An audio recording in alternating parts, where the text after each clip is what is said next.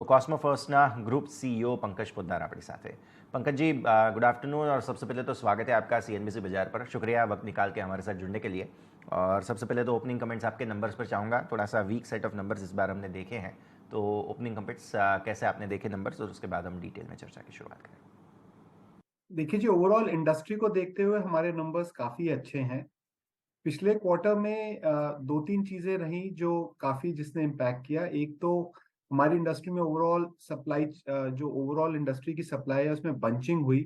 उस बंचिंग की वजह से एक बार एक्सेस सप्लाई का सिनेरियो बना, जिसकी वजह से जितने भी कमोडिटी या बीओपीपी ग्रेड्स हैं उनमें जो ग्रॉस मार्जिन था वो केवल 17 रुपए रह गया था, जो ज्यादा था, पिछले साल के मुकाबले काफी ज्यादा था। अ, इसके अलावा दूसरा हमने क्या देखा, हमारे इन्वेंट्री के एडजस्टमेंट्स ही करीब 32 करोड़ के थे पिछले क्वार्टर में। हमारे कुछ एक तो क्योंकि डिक्लाइनिंग रॉ मटेरियल था, डिक्लाइनिंग फिनिश गुड्स था, उसका काफी राइट ऑफ था। और कुछ स्पेशलिटी कस्टमर्स जो यूरोप के थे, उन्होंने पिछले क्वार्टर में कम मटेरियल उठाया, क्योंकि उससे पिछले क्वार्टर में जब सप्लाई चेन इश्यूज चल रहे थे तो उन्होंने ज्यादा इन्वेंट्री खरीद ली थी, और उसका पिछले से पिछले क्वार्टर के वजह से पिछला क्वार्टर इस क्वार्टर में उसका इम्पैक्ट देखा गया। तो सिर्फ 32 करोड़ का हमारा इम्पैक्ट प्योरली इन्वेंट्री करेक्शंस का था, और 8 करोड़ का इम्पैक्ट हमें जो हमारी नई बोपेट लाइन शुरू हुई और जो हमारा पेट केयर वर्टिकल जिगली है उसके जो ऑपरेटिंग लॉसेज हैं वो थे। तो अगर हम इन चीजों के मद्दे रखें तो हमारा रिजल्ट इंडस्ट्री के मुकाबले काफी बेटर है। हमने अभी भी डबल डिजिट हमारा बिड्डा आया है, और हमारा रिटर्न ऑन इक्विटी करीब 25% है इवन लास्ट क्वार्टर में। ठीक है सर, आपने अच्छे से समझाया। अब मैं थोड़ा सा ये समझना चाह रहा हूँ कि जिस प्रकार की सिचुएशन हमने देखी है, अब आपने भी बताया कि जो नया प्रोडक्शन लाइन है उसकी वजह से भी थोड़ा सा इम्पैक्ट है। नंबर वन, क्या अब ये जो भी इम्पैक्ट आना था, जो इन्वेंटरी का था और ये दोनों चीज़ों का इम्पैक्ट आना था, क्लियर आ चुका है, या अभी भी थोड़ा इसका लैग आप आने वाले तिमाही में देख सकते हैं पंकज जी? करीब 70% ऑलरेडी एडजस्टमेंट आ चुका है। 30% एडजस्टमेंट ज्यादातर क्वार्टर 4 में आ जाएगा। हो सकता है कि माइनर सा लैग क्वार्टर 1 में भी रहे, बट उम्मीद ये की जा रही है कि क्वार्टर 4 तक ज्यादातर लैग खत्म हो जाएगा। ओके, ये दोनों के लिए है या सिर्फ प्रोडक्शन लाइन की आपने बात की है सर? ये ओवरऑल फिल्म बिजनेस के लिए है, जहाँ पे ओके, हमारे जो इन्वेंट्री करेक्शंस थे उसका जो लैग था, लार्जली जी, उसकी हमने बात की है। ठीक है। अब आते हैं मार्जिन्स पर। यहाँ पर भी ये जो लैग है अब धीरे धीरे बाहर निकलते हुए हमें देखने मिलेगा। साथ ही साथ मैं ये भी समझना चाह रहा था कि जब एक्सपोर्ट की बात आती है तो बहुत सारे फैक्टर्स होते हैं, जैसे क्रॉस करेंसी वगैरह हो गया, बहुत सारी चीज़ें हो गई। इसको थोड़ा सा हमें समझाइए, और मार्जिन्स पर कैसे कोई इम्पैक्ट है नहीं है इसके बारे में भी हम चर्चा करते हैं। बिकॉज रॉ मटेरियल इन्फ्लेशन वगैरह की तो अब कोई ज़्यादा चिंताएं हैं नहीं, ज़्यादातर आपने पास ऑन भी किया था। तो इसके बारे में थोड़ा सा समझाइए पंकज जी। हम करेंसी में बहुत क्लियर व्यू रखते हैं कि जितना भी हमारा शॉर्ट जी। टर्म एक्सपोजर है वो पूरा कवर्ड रहे। वैसे हम नेट हम्म। एक्सपोर्टर हैं बजाय कि इंपोर्टर होने के। लेकिन हम हमेशा शॉर्ट टर्म का जो बैलेंस शीट एक्सपोजर होता है उसे हम मोस्टली कवर्ड रखते हैं, माइनर हेयर एंड देयर के। लॉन्ग टर्म में जो हमारे लोन्स होते हैं, जो कि नॉर्मली फॉरेन करेंसी लोन्स होते हैं, उसमें हमने अभी की अगर बात करें तो डॉलर पोर्शन ज्यादातर कवर कर रखा है। यूरो पोर्शन में हम्म। हमने कुछ हिस्सा ओपन रखा हुआ है और कुछ हिस्सा हमने क्लोज रखा हुआ है। हमने उसमें ये देखा हम्म। है कि लॉन्ग टर्म में नॉर्मली लॉन्ग टर्म को हेज करने से ज्यादा इंटरेस्ट पड़ता है बजाय कि उसे ओपन रखने के। तो हम उसका जो शॉर्ट पीरियड का टेन्योर होता है उसको हम हेज करते जाते हैं, और लॉन्गर टर्म का हेज नहीं करते हैं, क्योंकि उसमें हेजिंग कॉस्ट हमने देखा है काफी ज्यादा आती है। नॉर्मली करेंसी उससे कम डेप्रिशिएट करती है जितनी हेजिंग कॉस्ट है।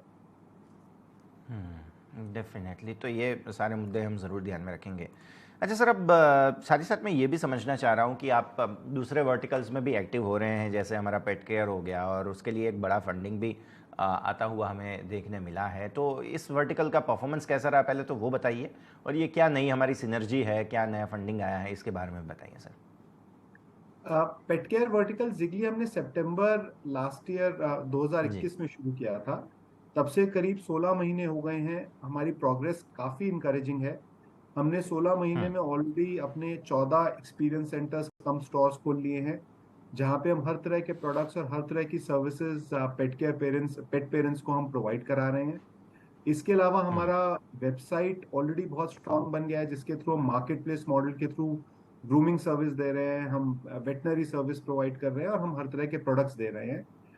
हमने ऑलरेडी अपनी जो गारमेंट्स और एक्सेसरीज की पेट केयर की जो रेंज है वो हमने खुद की जी। अपनी लॉन्च कर दी है। तो काफ़ी हमारी प्रोग्रेस पिछले 15 महीनों में हुई है।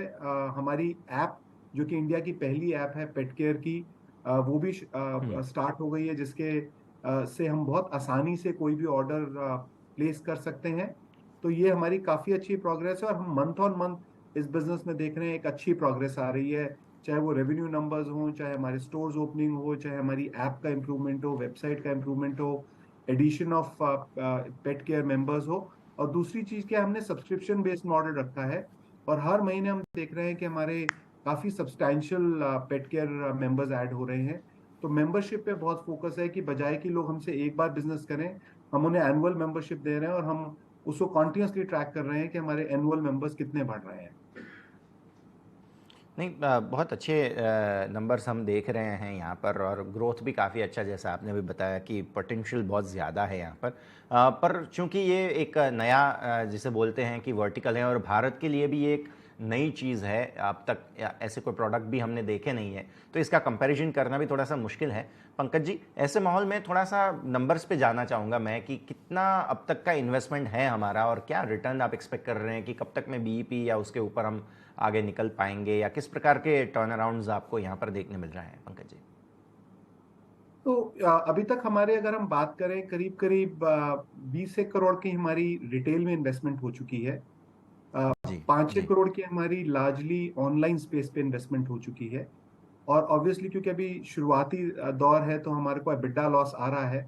तो अभी तक हमारा हम्म। एक्यूमुलेटेड लॉस अगर हम बात करें तो एबिटा लॉस करीब 25 करोड़ का मार्च तक हो जाएगा। तो हमारी हम्म। इन्वेस्टमेंट मार्च तक हम एक एस्टिमेट कर रहे हैं कि करीब इस बिजनेस में 50 करोड़ के आसपास हो जाएगी। हम आने वाले अगले 2 ढाई साल में भी इसमें और इन्वेस्टमेंट देख रहे हैं। लेकिन अगले साल से अभी क्या हो रहा है कि हमारा एक लॉस हर महीने कम होता जा रहा है, जो बिड्डा लॉस एज अ परसेंटेज हम्म। है।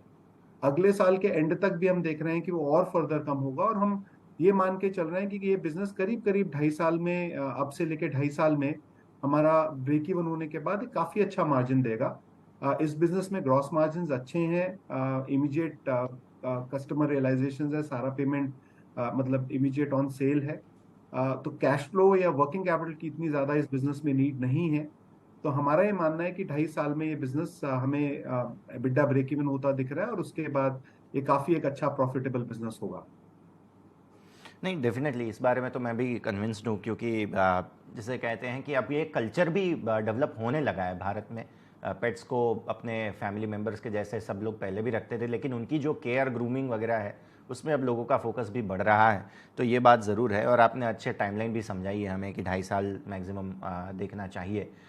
इन्वेस्टमेंट जो आया है पर्टिकुलरली, क्या यूज़ है उसका? और आप कह रहे हैं कि इन्वेस्टमेंट और आएगा, तो किस पे सबसे ज़्यादा ये वर्किंग कैपिटल के लिए फोकस रहेगा इसका, जो इन्वेस्टमेंट आ रही है उसका, और कैसे आप यूज़ कर रहे हैं वो फंड्स को?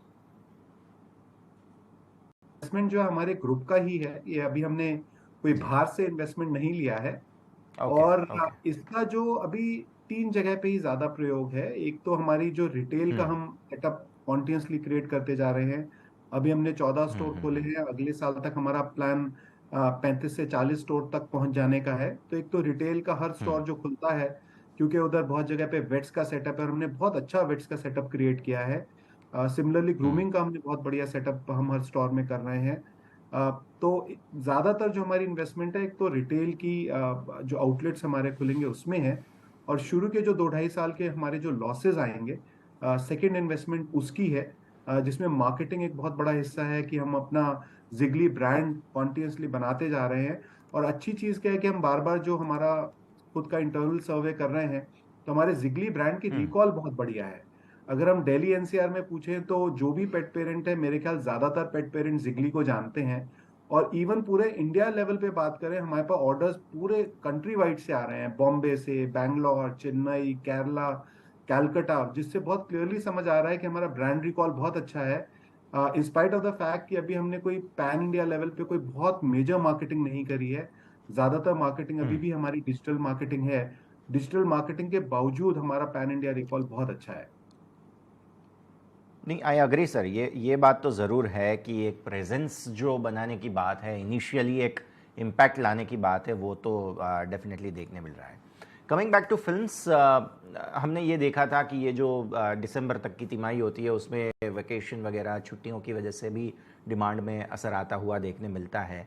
आइडियली ये जो हमारा सेकंड हाफ है वो थोड़ा सॉफ्ट ही रहता है, या इस बार थोड़ा ज़्यादा पोस्ट कोविड होने के कारण भी थोड़ा सा लोगों ने जो है वो इसमें थोड़ा हॉलीडे मूड ज़्यादा रहा है, और ये जो हमारा फोर्थ क्वार्टर रहेगा उसमें क्या आप एक्सपेक्ट कर रहे हैं कि एक शार्प बाउंस बैक का डिमांड सिनेरियो के हिसाब से, चाहे पर्टिकुलरली यूरोप यूएस दोनों के जो रीजन है हमारा उनके हिसाब से बात करें तो पंकज जी?